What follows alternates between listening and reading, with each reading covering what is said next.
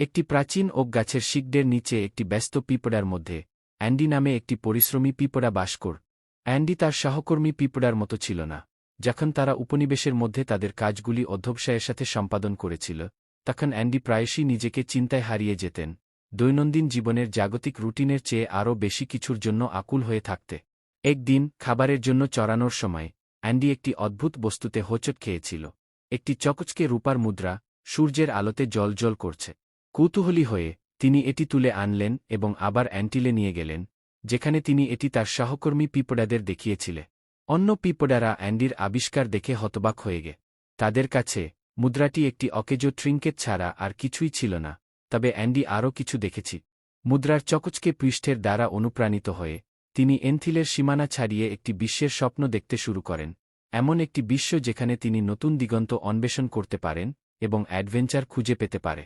তার কৌতূহলের নতুন উপলব্ধি দ্বারা চালিত অ্যান্ডি এমন একটি যাত্রা শুরু করেছিল যা আগে অন্য কোনো পিঁপড়ার মতো না।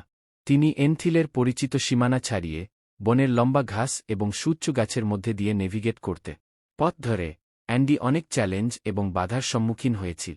তিনি প্রচণ্ড বৃষ্টির জটকে সাহস দিয়েছিলেন, ছুটে আসা নদী অতিক্রম করেছিলেন এবং এমনকি নিজের থেকে অনেক বড় শিকারী প্রাণীর বিরুদ্ধেও মোকাবিলা করেছিলেন। কিন্তু সব কিছুর মধ্যে দিয়ে তিনি সাহসিকতার জন্য তার অনুসন্ধান চালিয়ে যেতে দৃঢ়প্রতিজ্ঞ ছিলেন। তিনি ভ্রমণ করার সময় অ্যান্ডি জীবন এবং বিস্ময়ের সাথে পূর্ণ একটি বিশ্ব আবিষ্কার করেছিলেন। প্রস্ফুটিত ফুলের সূক্ষ্ম পাপড়ি থেকে শুরু করে উড়ন্ত পাখিদের রাজকীয় ফ্লাইটে তিনি বনের সৌন্দর্যে বিস্মিত হয়েছিলেন। তিনি সমস্ত আকার এবং আকারের প্রাণীদের সাথে বন্ধুত্ব করেছিলেন, তাদের জ্ঞান থেকে শিখে এবং তাদের অভিজ্ঞতা ভাগ করে নেয়। কিন্তু তার যাত্রার উত্তেজনা সত্ত্বেও অ্যান্ডি তার শিক ভুলে যাননি।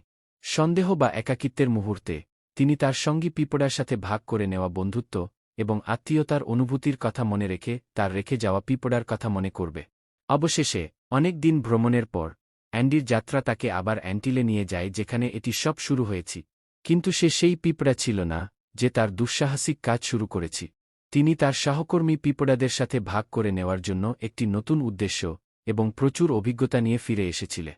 সেই দিন থেকে অ্যান্ডি এনথিলের ইতিহাসের সর্বশ্রেষ্ঠ অভিযাত্রী হিসাবে পরিচিত হয়ে ওঠে এবং যদিও তিনি নতুন দুঃসাহসিক কাজ চালিয়ে যেতে থাকেন, তার হৃদয় সর্বদা সেই জায়গার সাথে আবদ্ধ থাকে যাকে তিনি বাড়িতে ডাকেন, যেখানে তার যাত্রা শুরু হয়েছিল।